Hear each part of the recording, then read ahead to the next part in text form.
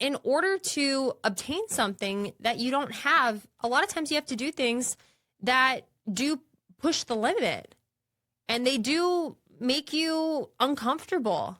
And what's really cool about that is when we're willing to put ourselves in uncomfortable situations, we learn, we grow, we become more resilient. Get in, losers, we're going lifting.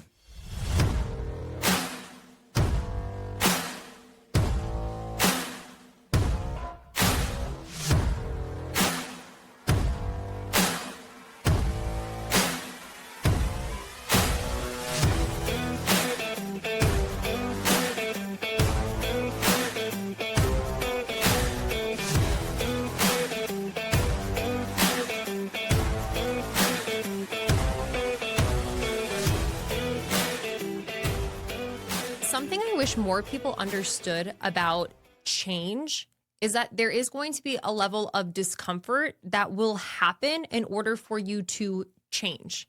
Let's take a fat loss phase, for example. When you go into a calorie deficit, it's not the funnest place to be. You are having food taken away from you. There are times where if you are not necessarily able to be very strategic about your plan, life happens where the phase can be uncomfortable at times.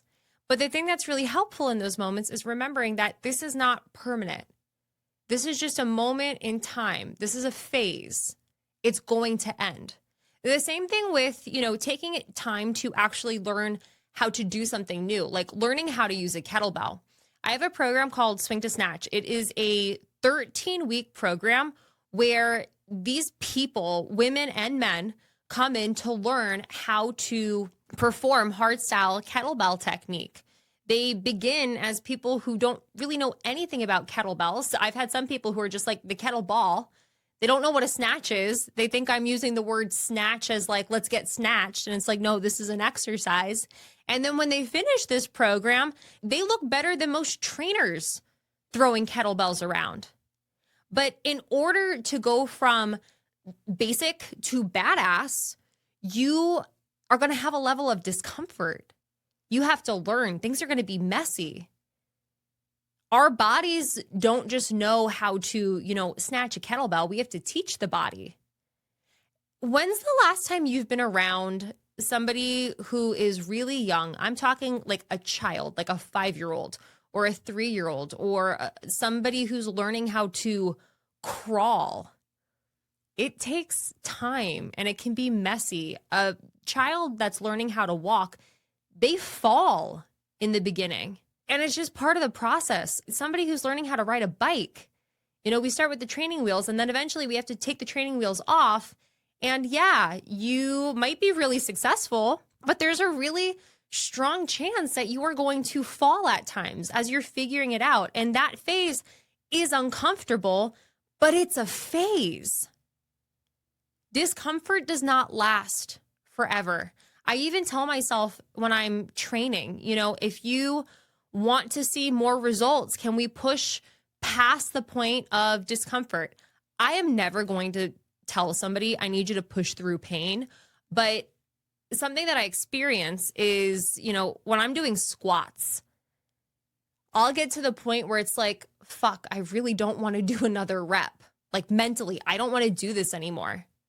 But technically, my body can handle a little bit more. I'm almost at my limit, but I'm going to push through this discomfort that I'm feeling mentally because the result of getting a stronger body, putting more muscle on my body, that moment that really just lasts, less than a minute is worth it to me. I get that it's uncomfortable to change, to challenge yourself, to be in moments of the fitness journey where it's just like, this isn't comfy. I don't like this. But most of the time, it really is just temporary. And in order to obtain something that you don't have, a lot of times you have to do things that do push the limit and they do make you uncomfortable. And what's really cool about that is when we're willing to put ourselves in uncomfortable situations, we learn, we grow, We become more resilient. And I get that being in the comfort zone, it feels good, it feels safe, it feels comfortable. But there is so much to explore and learn about yourself when you do put yourself in those uncomfortable situations. Maybe it's to, obtain the fat loss goal. Maybe it's to, learn the kettlebell skills, but maybe it's more. I've had people who have gone through swing to snatch and they realize, wow, I'm so much stronger than I think. I got this, 45 pound up over my head. I wonder what else I can do. Being in an uncomfortable situation, like learning how to do that, going through these workouts, I've seen people who are just like, I'm going to move across country now. I'm going to leave my job.